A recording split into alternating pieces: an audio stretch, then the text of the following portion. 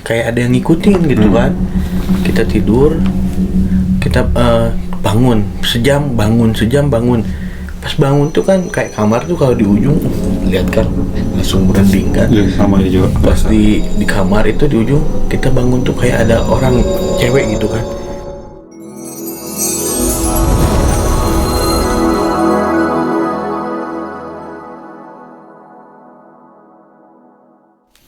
Assalamualaikum warahmatullahi wabarakatuh. Waalaikumsalam. Sampurasun. Sampes. Malam hari ini saya akan bercerita mengenai pengalaman pribadi masalah misteri. Ngomong-ngomong, kita lagi di channel mana nih? Di channel Ricky Blank dan Agrapson. Oh, jadi kebenaran kita lagi barusan udah ngobrol ya di channel saya gitu, di Agrapson. Kali ini katanya Kang Ricky Blank mau cerita lagi sedikit ya tentang pengalaman pribadinya ya. Jadi gimana Kang Ricky Blank itu pengalaman pribadinya itu? Jadi waktu beberapa tahun ke belakang kan saya itu lagi ada event lah. Jadi ceritanya waktu itu tuh gimana cerita pengalaman pribadinya Kang Blank ini? Nih, waktu itu kan di salah satu hotel yang ada di puncak ya. Yeah. Waktu itu lagi ada kegiatan pelatihan. Nah itu hotelnya sih dari luar tuh bagus itu kan. Kita ke dalam, ternyata kan luas tuh, gede itu hotel. Itu tuh hotel apa villa rumah-rumah gitu? Hotel sih. Kalau hotel kan biasanya yang gede gitu. Oh, nggak tahu sih ya. Kalau konsep kayak bungalow, satu-satu rumah gitu ya. Bungalow, terus ada yang per kamar-kamar. Waktu itu saya posisi ditempatkan itu di paling ujung 2 tingkat kan, di atas gitu kan. Kita nggak tahu kan itu. Jadi ceritanya tuh kayak gimana Kang Blank waktu event itu? Nah, waktu event itu kan kita berjalan biasa pelatihan selama 3 hari kalau nggak salah. Hari pertama biasa kan, hari kedua udah mulai nih nggak enak nih tempat nih karena kan posisi di ujung gitu kan.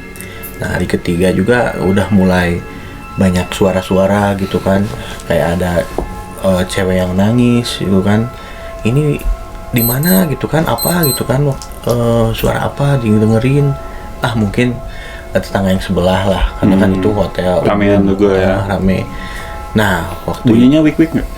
Enggak, jadi kayak yang nangis gitu kan, cewek yang nangis gitu kan, ya kayak gitu, kayaknya sosok kuntilanak kayaknya karena itu kan yang suara menangisnya itu kan cewek. Nah itu tapi nggak dipikir itu hantu gitu kan? Enggak, karena kan itu banyak kan ya yang pelatihan di sana, udah hiraukan gitu kan. Nah, siang itu kan capek tidur siang habis pelatihan. Teman saya itu tidur jadi kayak yang dicekek gitu kan. Kayak dicekek. Kayak dicekek. Udah dibangun-bangunin susah. Jadi ke bawah alamnya mereka kayaknya ya, dibawa itu kan. Waktu awal itu. Dicek udah bangunin susah kan. Didoain akhirnya pas bangun tuh dia nggak ada apa, bukan gitu, langsung ngelamun. Matanya itu melotot. Terus kayak yang hitamnya mau ke atas gitu kan, di istighfar kan, dibangun, kenapa barusan kayak ada yang bawa gitu kan, atau bukan rep-rep itu? Nggak tahu itu, kayaknya rep-rep gitu. Kalau rep-rep tapi dia pikirannya itu melayang gitu. Kalau dia nggak katanya gitu ditanyanya. Itu kan kayak dicekek kayak sama sosok perempuan pas dia yang dia lihat itu mau dibawa, karena kan satu kamar itu kita itu ada berlima. Bungalow ada 2 kamar berlima gitu kan, cowok semua kan. Akhirnya udah mandi kita mandi ya kayak di rumah lah, nyanyi di kamar mandi kan gitu. Akhirnya pas menjelang malam, wah itu udah rame kayak yang geser inilah, terus ada suara ketawa nangis, wah ini apaan gitu. Anak-anak semua pada ini? Iya, semua nggak sendiri gitu kan, yang ngedenger semua. Nggak denger semua. Wih, kita kan langsung bangun apa, pas kita liatin keluar, itu kan semua udah tidur kan, masing-masing di kamar. Kita liatin keluar, nggak ada apa-apa gitu kan. Akhirnya kita gadang kan, sambil ngerjain tugas, gadang, biarin yang nangis yang suara itu kan hirauin. Pas pagi-pagi kita nanyain, dengar nggak yang di bawah enggak, yang di atas aja kan, kita di atas. Yang lantai 2 itu ya? Jadi pas waktu itu beres, nah saya itu kan pulang itu badan tuh lemes, semua lemes kan. Udah beres ya itu Udah beres acara event beres, teman saya yang berlima itu capek nggak? Kayak capek, biasanya kita kan seminggu acara atau lebih dari touring, ini capek berat, badan sakit kan. Akhirnya kita pulang. Nah, pengalaman saya sendiri kan itu malam pertama tidur di rumah itu takut kayak ada yang ngikutin gitu kan. Kita tidur, kita bangun sejam, pas bangun tuh kan kayak kamar tuh kalau di ujung lihat kan langsung merinding kan. Ya, sama ini juga pas di kamar itu di ujung kita bangun tuh kayak ada orang cewek gitu kan. Ya, tapi hitam emang kan. Saya tidur di lantai 2 ujung. Enggak, kalau di rumah. Di rumah. Dimatiin itu. Matiin lampu. Pasti lihat. Apa kan tidur lagi. Nah, waktu tidur tuh kayak yang digarayapin di badan. Dipegang-pegang. Kayak dipegang gitu kan, sampai ke mimi gitu kan. Dibikin merangsang. Gue ini apaan kan, bangun. Tapi nggak ada apa-apa.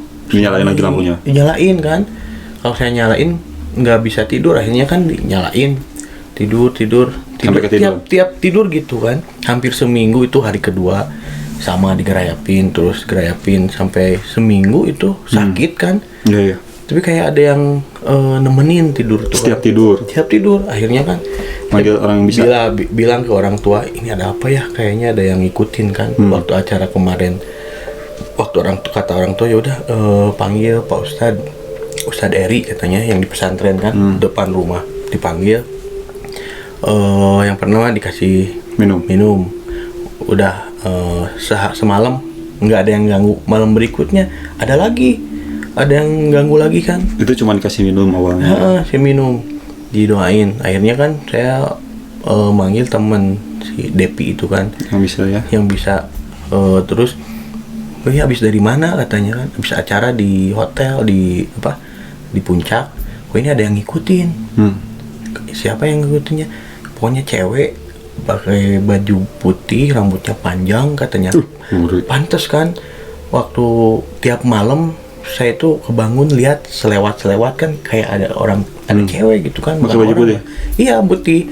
Cuman posisi gelap, jadi nggak putih. Kelihatan putih, cuman rambutnya itu ke bawah kan, panjang. Tapi dia liatin aja kan, gue sampai perasaan tuh gitu. Perasaan emang kayak yang liatin, karena posisinya itu kan pas di depan. Ini kasur, dia ini di ujung di sini kan. Kayak lihat gitu. Akhirnya kan ditanyain, yaudah ambil air minum, dia tulis apa, masukin, yaudah minum sama mandiin. Akhirnya terus dikasih, ini nggak dibawa, dikunci kan. Dikasih kayak keris itu kan, keris kecil. Yaudah ini bawa bawa kemana-mana katanya. Kalau kan bukannya kita percaya kayak gitu ya. Ya udahlah bawa. Akhirnya kan alhamdulillah tuh keluar. Itu tiap malam digarayapin badan. Waktu awal tuh. Iya, kayak perasaan tuh kayak misalnya dari badan itu sakit nggak setiap beres bangun tidurnya? Sakit, iya sakit kayak habis fitness lah. Badan tuh sakit. Berarti Kang Bleng itu setiap malam tuh kayak misalnya ditidurin ya? Iya, ditidurin. Jadi kita kayak ada yang di pinggir tuh, kayak ada yang nemenin gitu tiap malam. Makanya saya tiap ketemu malam tuh males. Nggak bohong, lihat. Iya, tuh. Nggak bohong. Bener, asli. Tiap ketemu malam itu takut. Ya takut gitu kan, karena emang tiap tidur kebangun terus kan. Apalagi sepi kan. Pas akhirnya udah diobatin, ya sama didoain lah, mandi. Akhirnya lepas tuh, langsung badan ringan. Nggak berat. Akhirnya saya tanyain, ada temen yang di sana kan di Coloto. Gue pernah nginep di hotel itu. Gue tanyain, itu di belakangnya apa sih? Banyak pohon apa namanya? Bambu. Ya itu kan di pohon bambu itu makam. Pas ke pohon bambu itu. Iya, makam tua gitu kan, sama masyarakat. Pantes kok ini salah posisi. Kayaknya gitu ya, kalau misalnya dilihat-lihat gitu ya, mungkin yang nggak diceritain ya nama hotelnya hotel apa gitu ya. Cuman saya sendiri tahulah ibaratnya hotelnya. Mungkin itu hotel atau penginapan di situ emang udah lama nggak ditempatin kayaknya udah juga. lama gitu kan. Terus sekalinya ditempatin juga emang karena berdekatan dengan kuburan Dengan itu. kuburan itu paling beda berapa meter lah. Ini kan ruangan hotel, ini kan benteng. Nah ini belakangnya pas kebun bambu. Nah di belakang kebun bambu itu nempel makam. Ternyata bener makam gitu kan. Ngeri banget ya. Ada teman, lu berani tidur di sana, orang sini juga takut. Nggak ada berani. Katanya. Oh, nggak ada yang berani. Pas lagi ngobrol sama temennya, Iya, beneran temen. kerja di situ apa orang situ? Itu kampung sana. Oh, kampungnya yang gitu. di daerah Ciloto itu kan. Gila. Anjir pas pantes tiap malam, terus posisi waktu di sana juga kan aneh-aneh terus kan. Ada yang gerak lah misalnya ini, terus temen kayak yang dicekek, terus suara-suara aneh. Gua mandi kayak ada yang liatin gitu kan. Nyampe ke rumah ternyata bener diikutin. Terus kan. Tapi dari kawan-kawan yang lain Ada, ikut, ada juga katanya. Itu si ibu itu, si ibu itu kan ternyata sama bu, gimana pulang dari sana sakit bang, badan lemes terus ya gitu kan, Diikutin juga. ketemu malam ternyata ditanyain ke yang ustadz di sana di dekat rumahnya, ada yang ngikutin juga. Ternyata dia tuh kayaknya sama masuk juga ya. astral itu suka gitu kan ke kita ya, amit-amit gak mau Gila. sampai kedua kalinya gitu kan. Nah ini apa namanya, pengalaman paling males lah ketemu sama yang kayak gitu. Kalau misalnya ketemu sekali udah gitu kan, Ini diikutin, ini diikutin ya. terus. Itu yang bikin malesnya. Iya. Terus kalau diikutin dia ngebantu istilahnya ya. Misalnya kalau misalnya disuruh ngerjain PR, dia mau ikut Iya. ngerjain PR baru nggak apa-apa ya. Skripsi, terus pegangin ini kamera, gua mau konten. Nggak apa-apa gitu. Nggak apa-apa kan. Beneran ya? Nggak apa-apa? Nggak mau. Serem anjir, serem amat itu. Bener Kirain itu. mau. Bener. Jadi banyak pengalaman tuh. Ada 2 hotel juga kan. Itu yang di Ciloto. Yang waktu bareng-bareng teh itu inget ya? Nah itu. Yang ada rambut. Nah itu berambut. Itu daerah Cipanasnya ya. Next. Dikit. Buat next ya? Nanti itu naik. Itu lebih serem juga kan. Pokoknya emang sampai sekarang hotel itu udah nggak berfungsi emang. Malahan sering dipakai buat penelusuran. Banyak juga cerita di YouTube channelnya, nanti buat di next episode-nya di channel Ricky Blank, oke? Iya, itu banyak. Nah, itu pengalaman saya mengenai mistis ya, apa namanya, bertemu dengan sosok astral yang ngikutin gitu kan. Ngapain lo? Pertama ngapain lo, suka apa gimana gitu kan?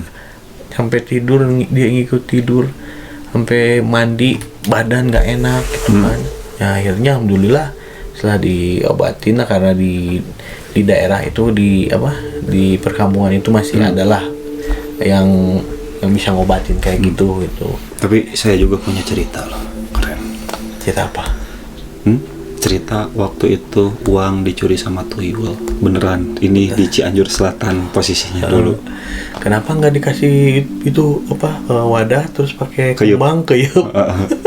Pokoknya serem lah pokoknya itu kalau diceritain. Cuman saya harus diinget-inget dulu, lupaan orangnya. Tapi bener ini cerita nyata gitu kan, yang tadi diceritain nggak mengada-ngada ini, sumpah juga kan.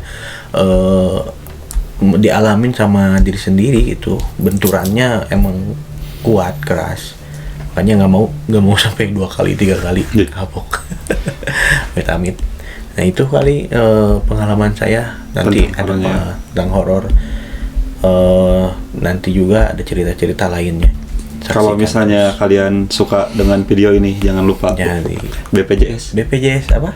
bayar pakai like, BP bayar pakai jempol, BP J ya jangan ya S-nya subscribe ya, pokoknya mah jangan lupa di subscribe lah.